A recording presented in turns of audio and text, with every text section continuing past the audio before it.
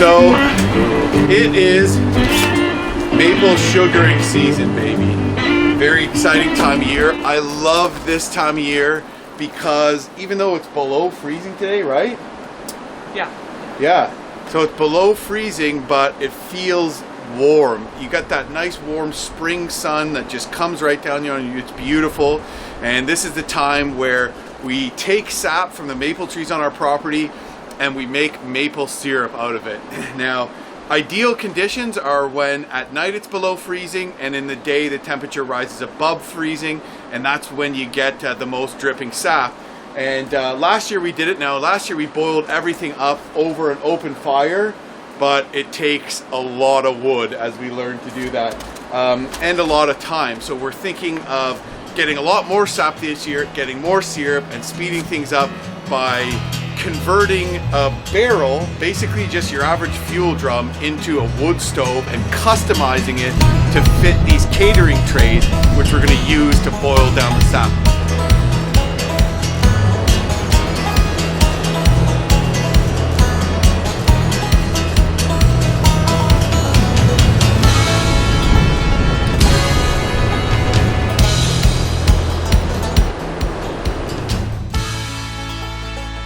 Now, we didn't get evaporating dishes made specifically for evaporating sap into syrup because they're like $250. Instead, we went to a catering supply store and got some extra heavy-duty grade catering trays. We got heavy-duty ones which are meant to actually cook in too. And what we've done is we've just grabbed hardware for like kitchen cabinets and drilled in some handles on the side so we can move those. And what we're going to do now is we're going to make a barrel stove, and then we are going to basically saw the top out of that barrel stove to customize it to fit these catering trays, which we're going to use to boil down the sap. Maybe it sounds more complicated than it is. I don't know. I think it's pretty straightforward.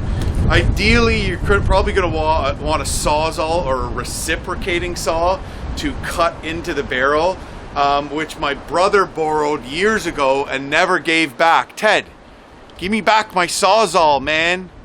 So I'm going to use a grinder, and we're going to use a power drill here as well. And we're basically going to turn this barrel into a stove. What we did was we bought a barrel stove kit. It basically comes with a door and two legs and a little kind of top spot for a stove jack. Then you're going to have to buy a stovepipe. We already have a 6-inch stovepipe, and barrel's like $10. How much was the barrel stove kit? I don't remember. 40. It wasn't very much. So basically, we got $100, let's say roughly, for a barrel stove kit. $10 for a fuel drum, off Kijiji, which we just went and picked up not far, and then we have a booming stove. We're going to be using it outside, but great for heating a garage, a work shed, a cabin, whatever. They used to use them in logging camps all over Northern Ontario, so common thing, and an awesome way to convert something that's going to dump out a lot of heat, perfect for maple sugaring, and it's going to be easy on the budget. So I'm feeling pretty smart about this. What about you? Yeah, I'm excited. I hope it works out. Do you have any preliminary thoughts as to how this is going to go? I think it's going to go well if we take our time and do it properly. Are you hinting at me rushing? No, not at all. I'm just saying we need to measure and make sure we're, because we don't want to mess it up. That's 6 feet. No. Did you measure it properly? 5 feet. Are you kidding me? Damn it. We've only got one barrel. One barrel. Yes, okay. Alright, so put it on. It's fairly centered.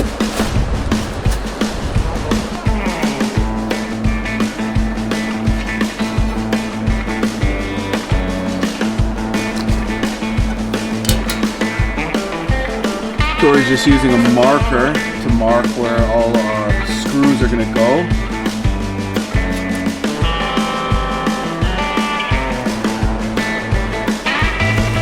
Alright, then I'm going to open it up. Okay.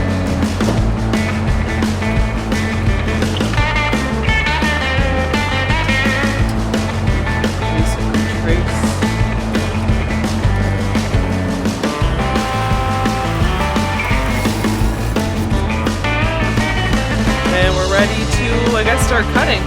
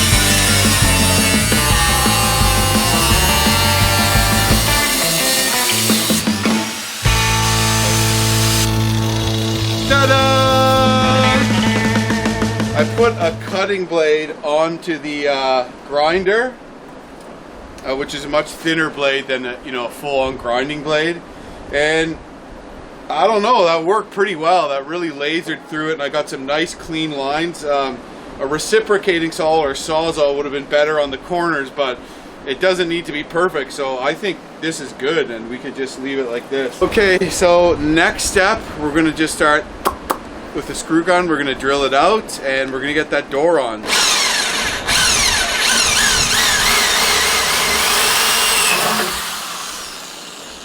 But, is it out there? No, it's just 1, 2. Yeah, sometimes it's good to have a punch.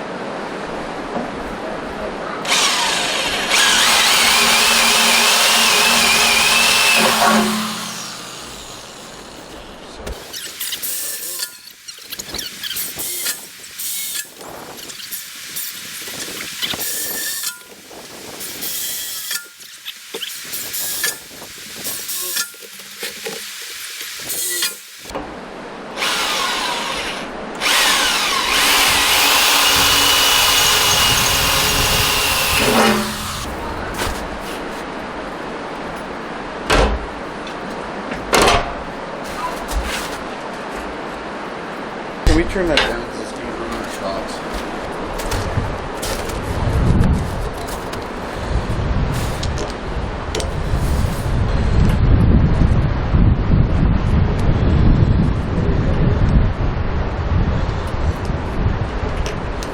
Yeah, you're just gonna. Is that okay? Should be. Yeah. I'm gonna stick to the outside. Because remember, even if it's a little smaller, Well, still all gonna that look needs there to and- move.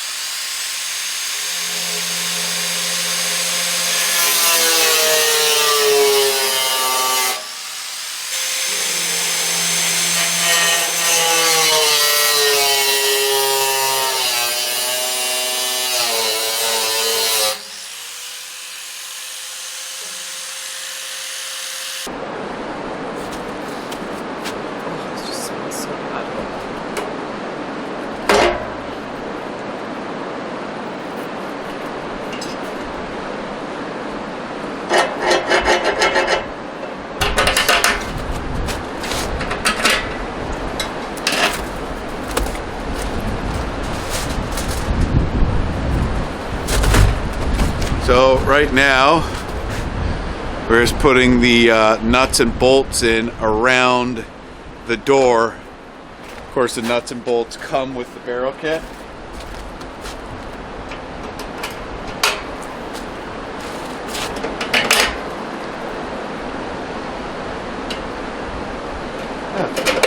Yeah. Too tight enough, it'll be fine. Look at that. Perfect.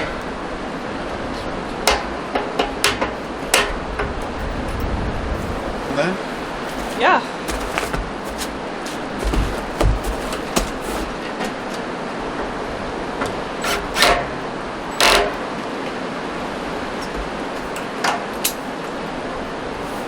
Probably go around and maybe go around all of them. Oh yeah! So we got the square ground out of the front of the barrel and the rectangle there for where the damper goes, which is awesome. So now we got 3 more things to do. First, we're going to put the legs on, then we're going to put the hole for the stovepipe, then we're going to grind the holes out, cut them nice big rectangles for the evaporating trays. But so far so good. I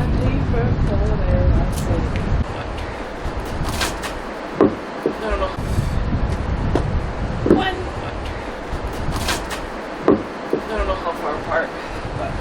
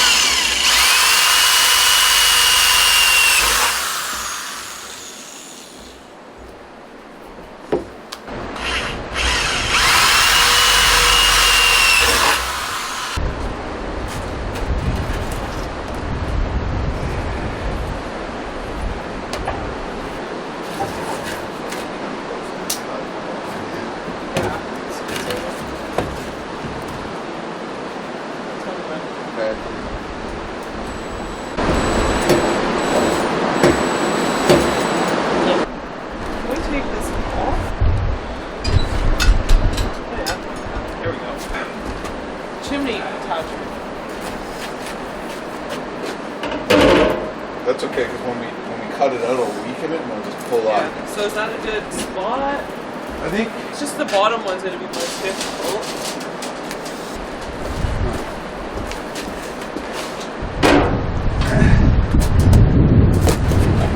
now we're just kind of sizing up where our stovepipe should come out the back. And before we cut the hole for the stovepipe, we're just putting our evaporator trays on top.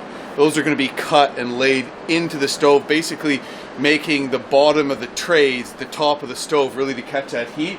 But we want to make sure we leave enough room for the stovepipe before we cut that. So we're just kind of putting them on to visually space them out before we commit to cutting our stovepipe hole. Just to give ourselves a bit more space, we're going to try to get this as far back as possible. Make do, we'll figure it out. There's going to be some barrel underneath it to support it. Yeah. Like an edge that this is actually going to rest on. Yeah. But we obviously want the edges like here and here so that this whole surface area And so is it kind of locks in there, you know what I mean? Yeah, so we're not worried about it, you know, the barrel collapsing beneath the weight of all the sap in there. Right? So should we just do this first? Yeah, let's do that Okay. first, because right now we've just made sure that we're not going to blow it. You know what I mean? And cut that in the way of everything else.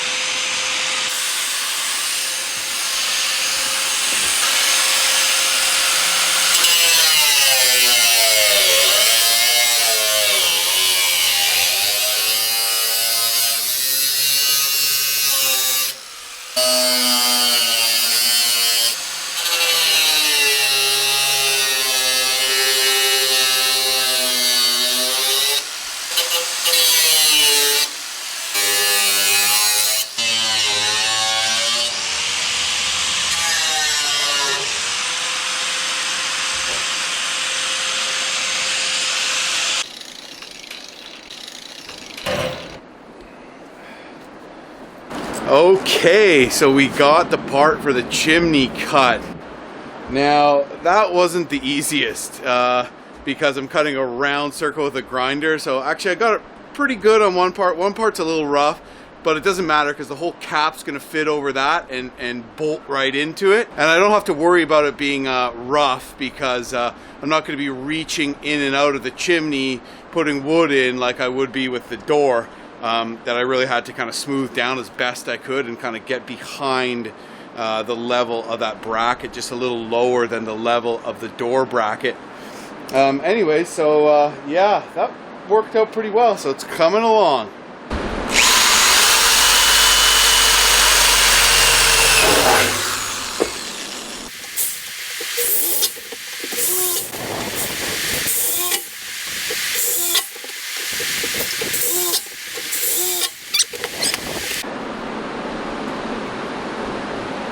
So Tori's just putting the nuts and bolts in the stovepipe bracket, and yeah, it's coming along. Not fairly. It's I don't know, like maybe 3-hour job if you have all the tools already ready to go, if that. Of course, if you got good at it, you could probably do it a lot faster. What happened? Lost one. Oh. So right now Tori's just got the vice grips inside the chimney pipe and she's just tightening all the bolts.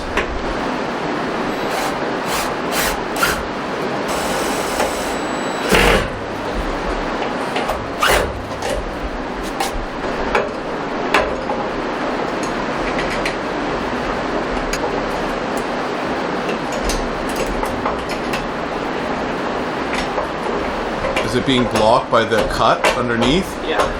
So I need to get in there and grind it out of it. Like I'd say like this sticker, you know?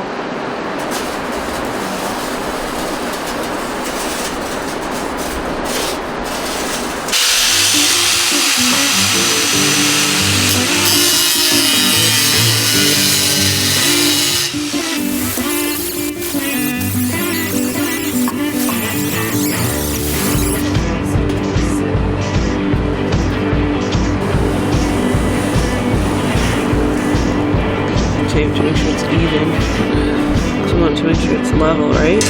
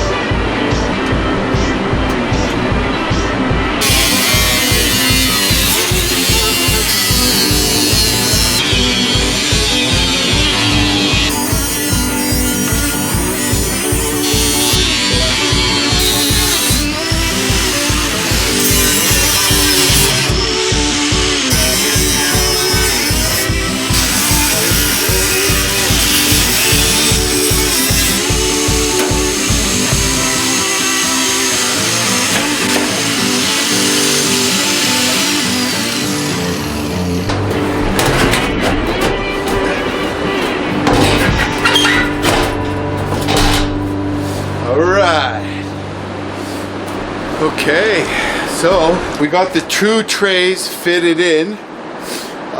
Some serious grinding work there. Trying to be, you know, as precision as possible. But we got them fit. This one's a little lower, but that's okay. And the reason you want two is because you have one where you're boiling and one where you're warming. And that way it gets it done a lot faster, because one you're boiling and that's your main one that you're going to evaporate down to syrup, and the other one you're using to warm. Because if you only have one, you keep having to pour the cold sap into the same one, and as soon as you pour that in, it stops boiling and it takes a while to get up to temperature.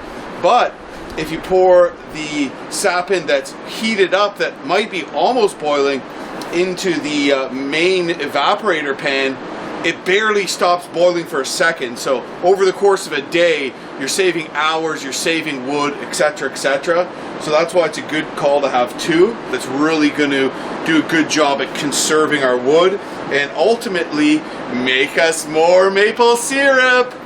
Woo! And that's what it's all about here, people. So I'm getting excited. At first I said, oh, maybe a 3-hour job or something like that, and it's turned out to be longer. Some more tweaking. I'm sure my second time doing this, I'd do it a lot quicker, but that's how it goes. A couple kind of things come up, you got to wrap your head around them. I also didn't read any instructions whatsoever, so pretty good considering that. So yeah, I'm going to put the stove pipe in, and tonight I might go inside to grab a bite to eat. And then Tori and I are going to fire this thing up and get our first fire going proper.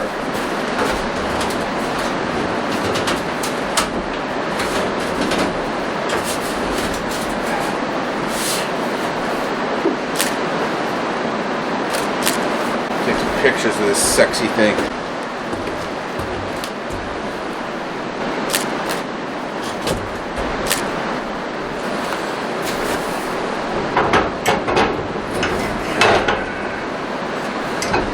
Now, one of the things you can do is put a grate in there to keep the wood up, or another great idea is using bricks.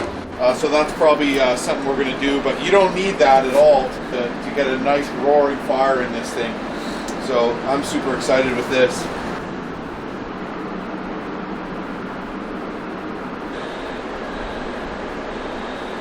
Wow, you did a good job. It looks great, honey.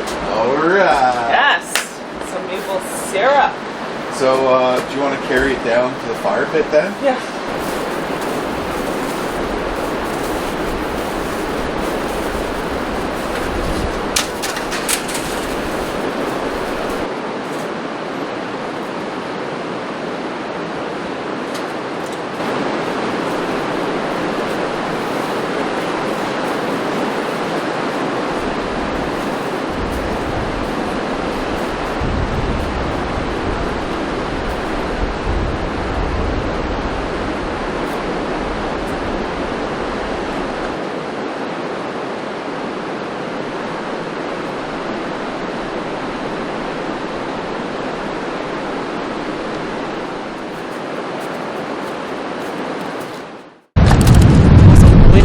AF out here. So yesterday we built a wood stove out of a barrel. There was some weird chemical in it yesterday, some spray foam. So what we're going to do is just kind of burn that off first. So I'm going to get a fire going in there and burn it all off, and then hopefully tomorrow we can start boiling down some maple sap.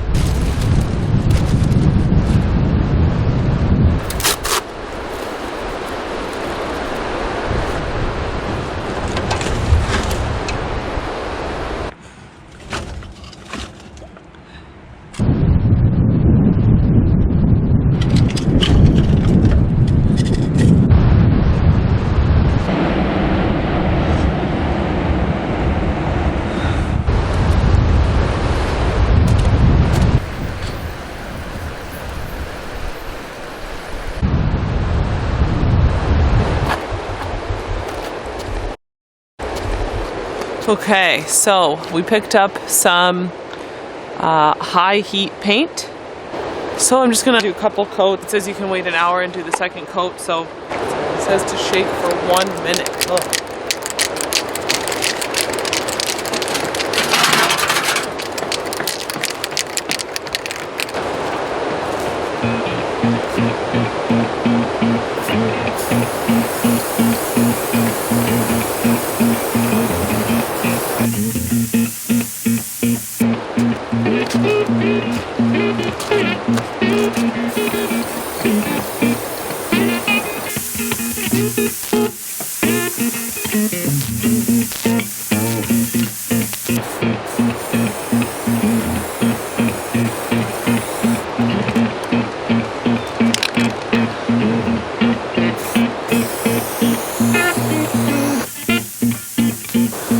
Alright, so we'll let that dry, come back out in an hour or more, and do a second coat.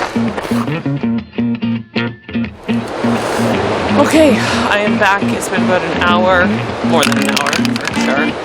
I'm just going to do the second coat, whatever this gets me, because there's not much left. So, let's see what we can do. That's about it.